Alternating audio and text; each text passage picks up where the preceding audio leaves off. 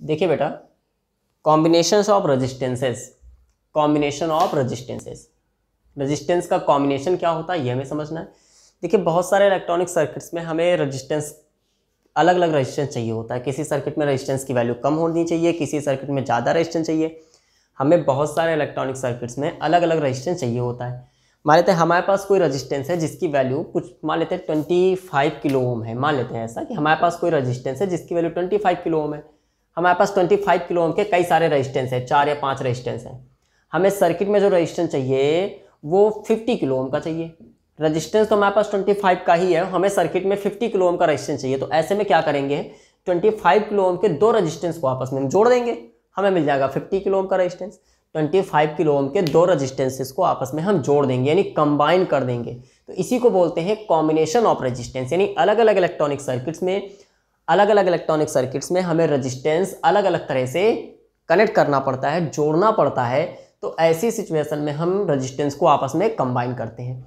जिन circuits में resistance ज़्यादा चाहिए होता है उसमें हम रेजिस्टेंस को सीरीज में जोड़ते हैं। जिन सर्किट्स में हमें रेजिस्टेंस ज़्यादा चाहिए होता है उनमें रेजिस्टेंस को हम सीरीज में जोड़ते हैं। जबकि जिन सर्किट्स में रेजिस्टेंस कम चाहिए होता है उनमें रेजिस्टेंस हम पैरेलल जोड़ते हैं। यानी रेजिस्टेंस को हम दो तरह से कंबाइन कर सकते हैं, मेनली 2 टाइप से कंबाइन कर सकते हैं। एक सीरीज कॉम्बिनेशन और दूसरा होता है पैरेलल कॉम्बिनेशन। एक सीरीज कॉम्बिनेशन और दूसरा होता है पैरेलल कॉम्बिनेशन। हम किसी भी इलेक्ट्रॉनिक सर्किट में रेजिस्टेंसेस को दो तरह से जोड़ सकते हैं आपस में। कैसे जोड़ सकते हैं, एक सीरीज कॉम्बिनेशन और दूसरा पैरेलल कॉम्बिनेशन। ये सीरीज में जोड़ना है या पैरेलल में जोड़ना है ये इस बात पर डिपेंड करता है कि हमें सर्किट में किस तरह का रेजिस्टेंस चाहिए। अगर हमें सर्किट में बहुत ज़्यादा रेजिस्टेंस चाहिए होगा तो हम इसको सीरीज में जोड़ेंगे।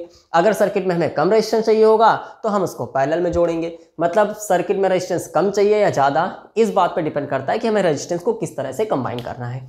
चलिए फिलहाल हम बात करते हैं सीरीज कॉम्बिनेशन की। सीरीज कॉम्बिनेशन क्या होता है, तो सीरीज कॉम्बिनेशन होता है जैसे अगर हमें किसी सर्किट में ज़्यादा रेजिस्टेंस चाहिए तो हम कई सारे रेजिस्टेंस को आपस में सीरीज में जोड़ देते हैं। सीरीज का मतलब एंड टू एंड, हमारे पास कई सारे रेजिस्टेंस हैं। मान लेते हैं पहला रेजिस्टेंस हमारे पास ये है, दूसरा रेजिस्टेंस हमारे पास ये है,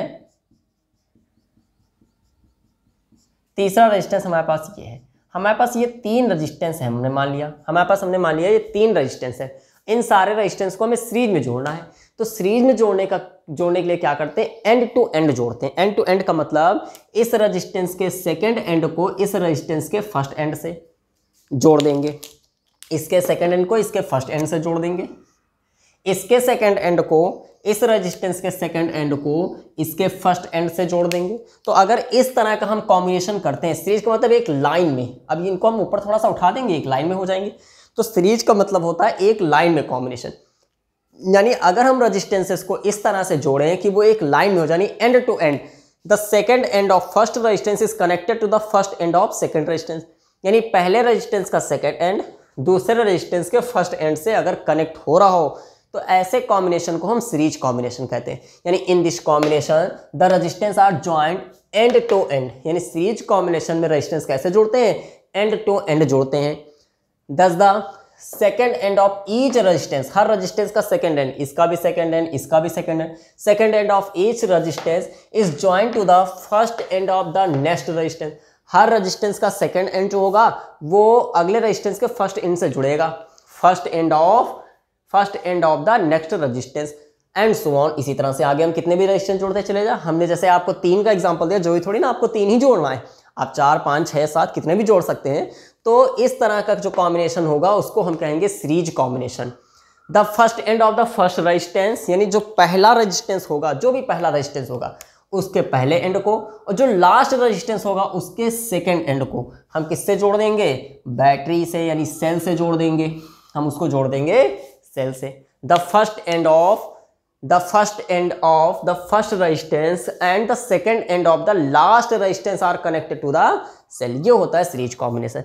मतलब सीरीज कॉम्बिनेशन में क्या होता है कि अगर हम इस तरह से रेजिस्टेंस को जोड़ें कि पहले रेजिस्टेंस का दूसरा सिरा दूसरे के पहले सिरे से, दूसरे का दूसरा सिरा तीसरे के पहले सिरे से अगर जुड़ा हो, इसी तरह से आगे भी रेजिस्टेंस जुड़े हो, तो ऐसे कॉम्बिनेशन को हम सीरीज कॉम्बिनेशन कहते हैं।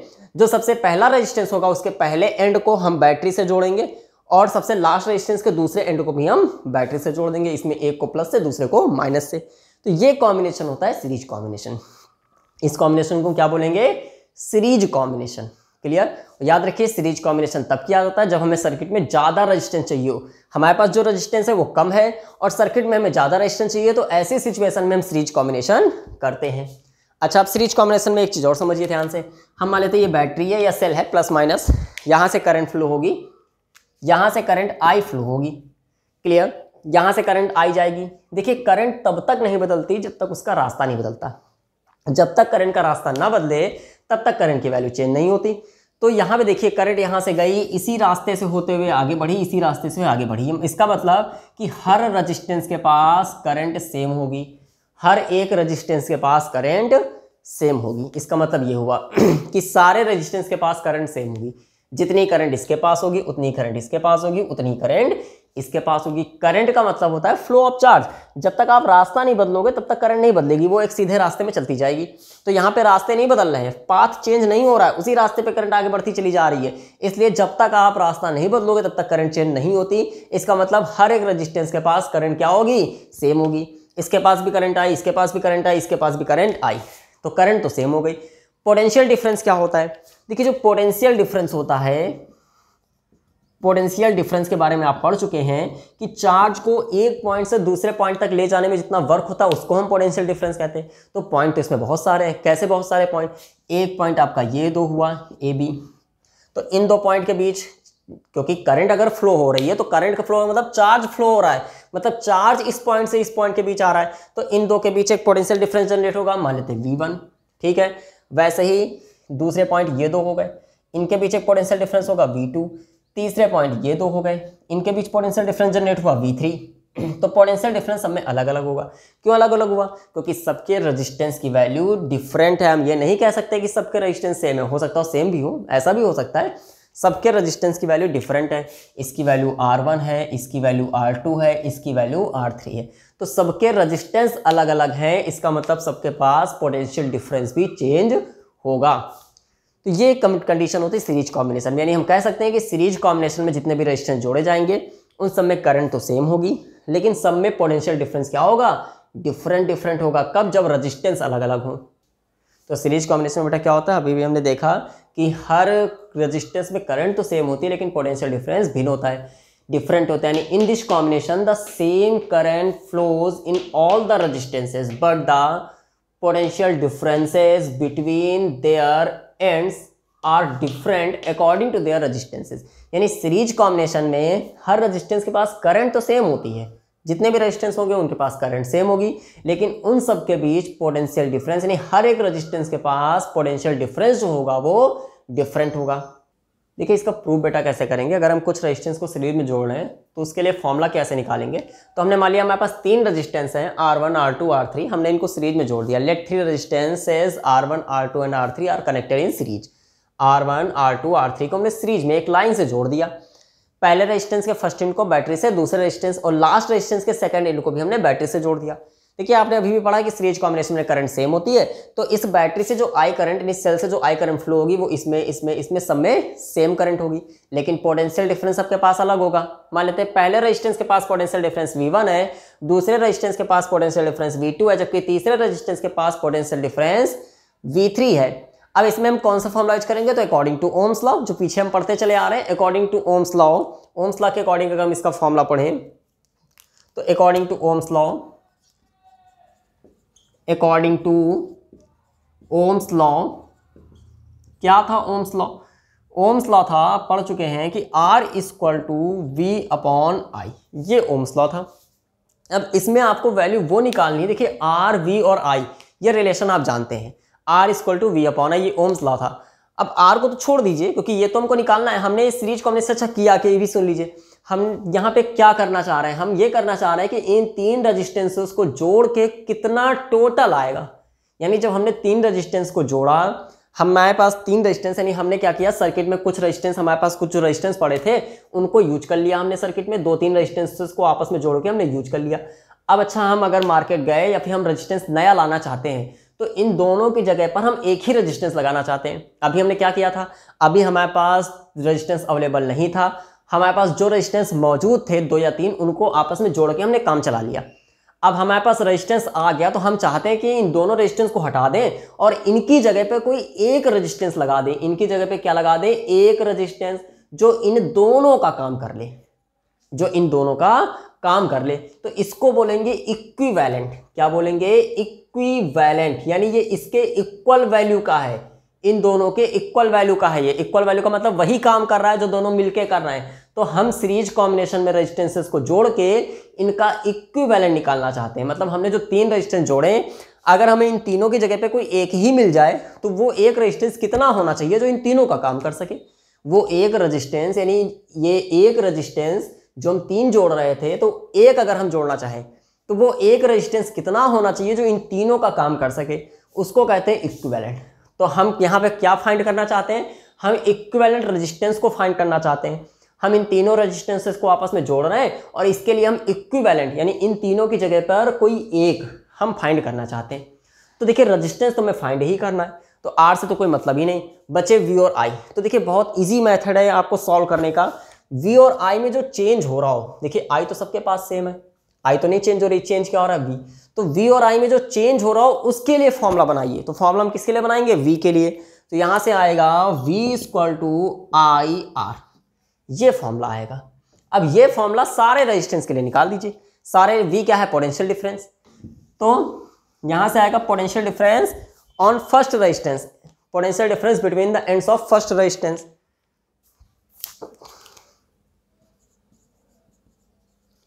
Potential difference between the ends of first resistance, potential difference between the ends of first resistance.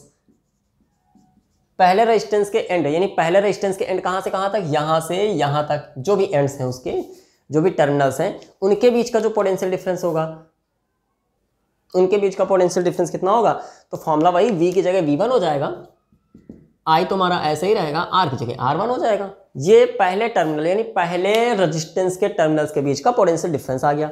ऐसे ही हम दूसरे और तीसरे के लिए निकाल लेंगे। तो आप इस पूरा ही लिख देंगे, आप ये पूरा लिखेंगे potential difference between the ends of second resistance. हम फिलहाल सिमिलरली का यूज किए ले रहे हैं, आप पूरा यूज कर लेंगे, पूरा लिख लेंगे सिमिलरली।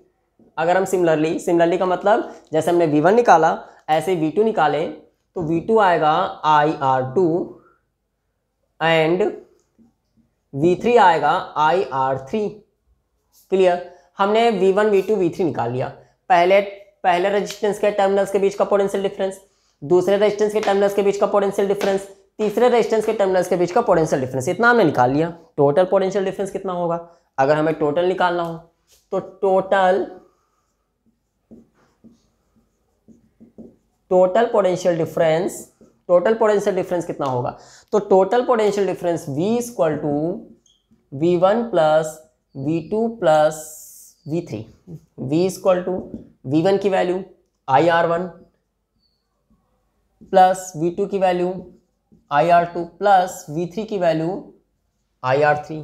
V इक्वल टू, यहाँ से हम I कॉमन ले सकते हैं, यहाँ से I कॉमन ले सकते हैं। अगर हम I कॉमन ले लें तो बचेगा क्या? हमने I कॉमन ले लिया, R1 plus R2 plus R3। Clear? ये फॉर्मूला हमारा बन के आ गया। इसको आपको इक्वेशन मान लीजिए, इक्वेशन फर्स्ट मान लेते हैं, कोई भी इक्वेशन आप ले लीजिए। ये फॉर्मूला हमारा बन के आया, यानी तीनों रेजिस्टेंस के बीच का टोटल पोटेंशियल डिफरेंस। क्लियर? अच्छा, अब हमें करना क्या था? फिर से समझिए। हम ये चाहते थे कि हमने जो अभी फुटकर में अपना काम चलाया है, फुटकर का मतलब हमारे पास अभी रेजिस्टेंस नहीं अवेलेबल था, तो हमने 3-4 रेजिस्टेंस को आपस में जोड़ के काम चला लिया। अब अगर हम मार्केट गए हैं तो हम कोई ऐसा रेजिस्टेंस लाना चाहते हैं, यानी ये 3-4 ज़्यादा जगह घेरेंगे, ये 3-4 जो है वो जगह ज़्यादा घेरेंगे, हम चाहते हैं इनको हटा दें और इनकी जगह पे एक ही रेजिस्टेंस लगा दें, इनकी जगह पे एक ही रेजिस्टेंस लगा दें जो कि वही काम करें जो ये तीनों मिलके कर रहे थे। यानी अगर हम if we take only one resistance in place of these three resistances, if we take only one resistance in place of these three resistance, हम केवल एक रेजिस्टेंस लें इनके जगह पर, ठीक है? यानी हम केवल क्या करें? केवल एक रेजिस्टेंस लें। इन तीनों की जगह पर हम क्या करते हैं? केवल एक रेजिस्टेंस लेते हैं, यानी तीनों को हटाए और तीनों की जगह पे केवल एक रेजिस्टेंस लिए, जिसको करंट उतनी ही दे, कितनी? जितनी इसको दे रहे थे, नहीं I, तो करंट तो हम इसको I ही दे, ठीक है? लेकिन इसके जो पोटेंशियल डिफरेंस जनरेट होते ये तीनों मिलकर V1 V2 V3 तीनों मिला के कितना जनरेट कर रहे थे V, क्योंकि V जो था इन तीनों का सम था। तो जो पोटेंशियल डिफरेंस जनरेट हो वो V हो, जो पोटेंशियल डिफरेंस जनरेट हो कितना हो V। और मान लेते हैं ये रेजिस्टेंस कितना है R, यानी if we take only one resistance in place of these three resistances, if we take only one resistance in place of these three resistances, यानी हम केवल एक रेजिस्टेंस लें इन तीनों की जगह पर, इन तीनों की जगह पर, whose resistance is R and on giving the current I the potential difference generated V या produced V, then तब सिचुएशन क्या होगी, तब यहाँ पे जो वोल्टेज होगा V वो किसके बराबर होगा, IR के बराबर, क्योंकि formula V equal to IR relation होता है। इक्वेशन फर्स्ट में वैल्यू रख दीजिए, फ्रॉम इक्वेशन फर्स्ट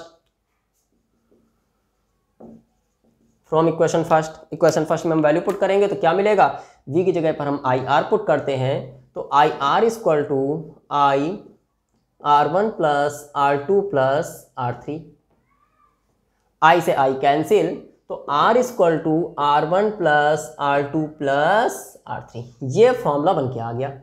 तो इससे हमें क्या पता चला, इससे पता यह चला कि अगर हम इन तीनों रेजिस्टेंसेस को हटाना चाहते हैं, उसकी जगह पे कोई एक यूज करना चाहते हैं, तो तीनों को आप जोड़ डालिए, तीनों को ऐड कर दीजिए, जो रिजल्टेंट आए उसी का रेजिस्टेंस आप ले लीजिए मार्केट से। तो ये हमने निकाला इक्विवेलेंट रेजिस्टेंस, यानी इन तीनों का सम जो होगा, तीनों का सम निकल के जो आएगा, ये अकेला रेजिस्टेंस वही काम करेगा जो कि ये तीनों मिलके कर रहे थे, ये अकेला रेजिस्टेंस वही काम करेगा जो कि तीनों मिलके कर रहे थे। रेजिस्टेंस का काम क्या होता है, करंट को रोकना, रेजिस्टेंस का काम होता है करंट को रोकना। तो जितना ये तीनों मिलके जितनी करंट को रोक रहे थे उतना ये अकेले रोकेगा, कब, जब इन तीनों के सम के बराबर, जैसे हमने मान लिया कि पहला रेजिस्टेंस 5 है मान लेते हैं, दूसरा पहला 5 है, दूसरा 10 है और तीसरा भी 5 है, तो ये 5 10 5 मिलकर जितनी करंट को रोक रहे थे उतनी करंट को कौन रोकेगा, उतनी करंट को रोकेगा 20। अगर हम 20 ओम का एक अकेला रेजिस्टेंस लगा दें तो उतनी ही करंट को रोकेगा जितना कि ये तीनों मिलके रोक रहे थे। तो ये होगा इक्विवेलेंट रेजिस्टेंस। यहाँ पे आप लिख क्या सकते हैं, जो हमने यहाँ पे इतना करने के बाद जब ये आप लिखेंगे तो यहाँ पे लिखेंगे if we take only one resistance, if we take only one resistance in place of these three resistances, if we take only one resistor आप लिखिएगा, रेजिस्टेंस नहीं, if we take only one resistor in place of these three resistors whose resistance is R, जिसका resistance कितना हो, R हो, and on giving the current I the potential difference produced V, the potential difference produced V।